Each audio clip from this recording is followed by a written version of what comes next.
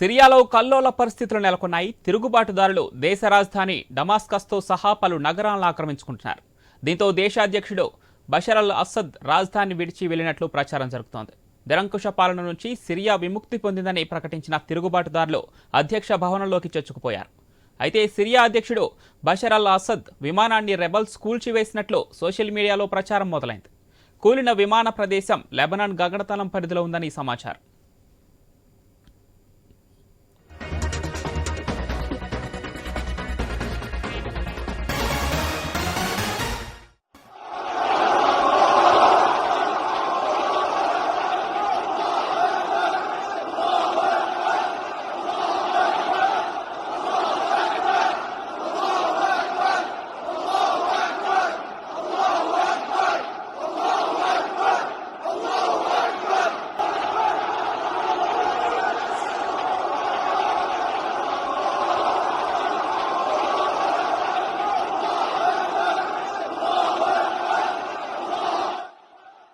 Hayat Tahrir al Sham నేతృత్వంలోని తిరుగుబాటు దళాలు రాజధాని డమాస్కస్ పై పట్టు బిగించిన నేపథ్యంలో అసద్ కుటుంబంతో సహా నగరాన్ని వీడి వెళ్లినట్లు ప్రచారం జరుగుతోంది. మరోవైపు సిరియా ఆర్మీ కమాండ్ ఇప్పటికే అధ్యక్షుడు అసద్ శకం ముగిసిందని, సిరియా ప్రధాన ప్రతిపక్షం హదీ అల్ బహ్రా కూడా దేశ రాజధాని అసద్ నుంచి విముక్తి పొందిందని తెలిపింది. అసద్ పాలన ఒక చీకటి యుగమని, ఇక సిరియాలో సరికొత్త శకం మొదలైందని రెబల్స్ ప్రకటించాయి. 2011లో అధ్యక్షుడు బషర్ అల్ అసద్కు వ్యతిరేకంగా ప్రజలు వీధుల్లోకి వచ్చారు. ఈ ఉద్యమాన్ని అణిచివేయడానికి ఆయన ప్రయత్నించడంతో అంతర్యుద్ధం ప్రారంభమైంది. గత 2-3 ఏళ్లుగా దీని తీవ్రత తగ్గింది. తాజాగా మళ్లీ ఘర్షణలు మొదలయ్యాయి. సిరియాలో జరుగుతున్న అంతర్గత పోరులో ఇప్పటి వరకు 6 లక్షల మందికి పైగా పౌరులు మరణించారు. నగరాలకు నగరాలే ధ్వంసమయ్యాయి. పలు పట్టణాలు, గ్రామాలతో పాటు ప్రభుత్వానికి సంబంధించిన కీలకమైన భవనాలను తిరుగుబాటుదారులు ఆధీనంలోకి తీసుకున్నారు.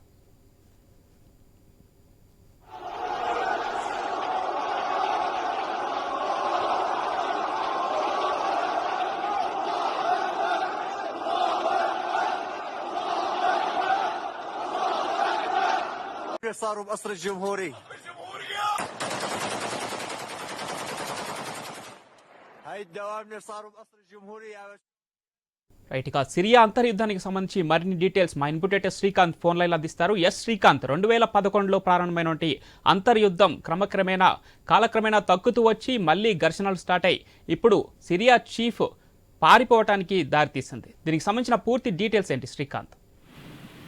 Pawan, good afternoon. 1 కాదు 2 కాదు, మీరు చెప్పినట్టు గత 13 ఏళ్ల నుంచి కొనసాగుతున్నటువంటి ఒక అంతర్యుద్ధం అనే చెప్పాలి సిరియాలో. సో ఇట్లా నేపథ్యంలో ప్రస్తుతానికి సిరియాలో ఒక కీలక పరిణామం అయితే కనిపిస్తోంది.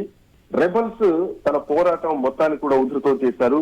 ఏదైతే అలెప్పో నగరం ఉందో ఆ నగరం మొత్తం కూడా స్వాధీనం చేసుకున్నారు రెబల్స్.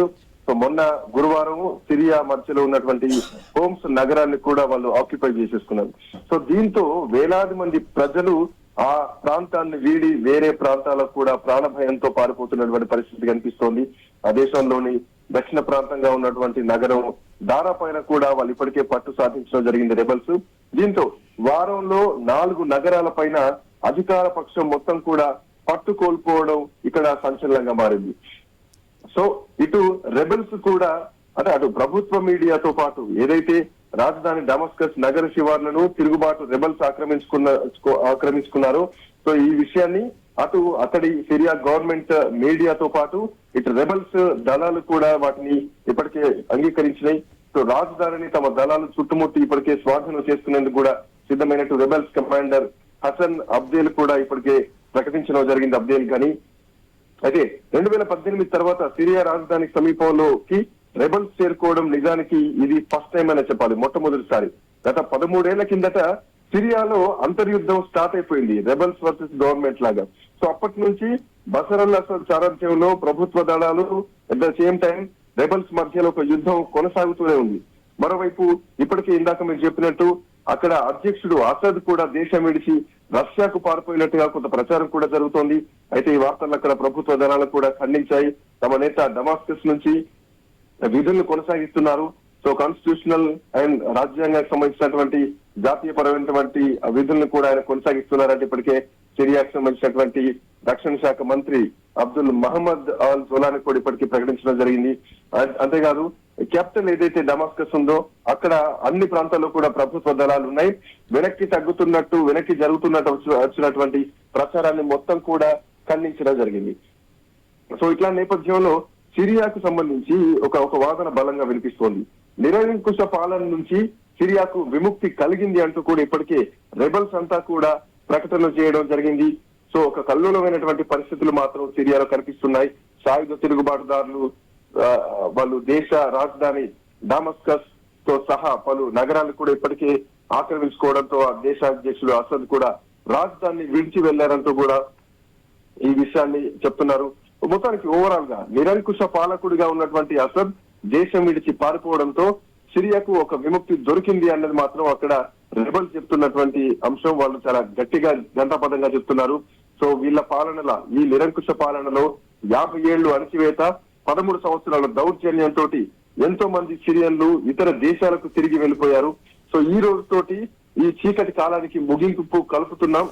సిరియాలో ఒక కొత్త శకం ప్రారంభం కాబోతోందంటూ కూడా ఇప్పటికే రెబల్స్ ప్రకటిస్తున్నారు. విదేశాల్లో ఉన్నటువంటి సిరియన్లు ఎవరైతే ఉన్నారో వాళ్ళంతా కూడా మళ్ళీ ఒక ఫ్రీడమ్ సిరియా అంటే స్వేచ్ఛగా సిరియాలోకి తిరిగి రావాలంటూ కూడా ఇప్పటికే రెబల్స్ అంతా కూడా సోషల్ మీడియా వేదికగా ప్రకటించడం జరుగుతోంది. సో సిరియా రాజధానిని ఇప్పటికే చుట్టుముట్టడం ద్వారా ఆపరేషన్ చివరి దశను కూడా ప్రారంభించినట్టు అక్కడ చెప్తున్నారు. ఇది హెచ్టిఏ సంబంధించి అంటే హయాత్ తహరీర్ అలీషం ఏదైతే ఆర్గనైజేషన్ ఉందో సంస్థ, సో వాళ్ళ నేతృత్వంలోనే తిరుగుబాటు దళాల ప్రతినిధి హసన్ అబ్దుల్ ఘనీ ఈ ప్రకటన నిన్న చేయడం జరిగింది. ఆ తర్వాత ఆదివారం నాడు దేశ రాజధానిలోకి ప్రవేశించారు, డమాస్కోలోకి ప్రవేశించాడు. సో దీనికి సంబంధించి ఇప్పటికే మనం చూస్తున్నాం ఎవరైతే సిరియా అధ్యక్షుడు అసద్ ఉన్నారో IL-76 విమానంలో రాజధాని వదిలి వెళ్ళినట్టు కూడా ఇప్పటికే అసద్ వెళ్ళిపోయినట్టు పారిపోయినట్టు కూడా కొంత అధికార వర్గాల నుంచి వెలువెత్తున్నటువంటి అంశం. దీంతో రెబల్స్ అంతా కూడా ఒకటే గట్టిగా ప్రకటిస్తున్నారు, సిరియాకు ఒక స్వేచ్ఛ దొరికింది అంటూ కూడా ప్రకటన ఈ రోజు ప్రధానంగా వినిపిస్తోంది. అయితే రష్యా, ఇరాన్ల అండదండతోటి అసద్ సిరియాలోని మెజార్టీ ప్రాంతాలపైన పట్టు సాధించారన్న విషయం ప్రపంచానికి తెలుసు.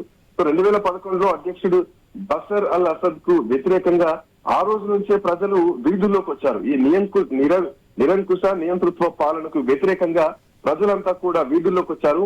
ఆ ఉద్యమాన్ని అణచివేయడానికి కూడా అప్పుడు అసద్ చాలా తీవ్రంగా ప్రయత్నించారు. ఆ ప్రయత్నంలో భాగంగానే సిరియాలో ఒక అంతర్యుద్ధం మొదలైంది. సో ఈ మధ్య కాలంలో ఒక 2-3 సంవత్సరాల నుంచి కూడా దీని తీవ్రత కొంత తగ్గింది. అయితే తాజాగా ఈ మధ్య కాలంలో మళ్ళీ ఒక యుద్ధ వాతావరణం మొదలైంది. సిరియాలో జరుగుతున్నటువంటి అంతర్గత పోరులో దాదాపు ఇప్పటికీ ఎక్కడా ప్రపంచంలో జరిగినటువంటి ఆ ప్రాంత వాసులు 6 లక్షల మందికి పైగా పౌరులు చనిపోయారు. సో చాలా నగరాలు కూడా ధ్వంసమయ్యాయి నిరంకుశ పాలనతోటి.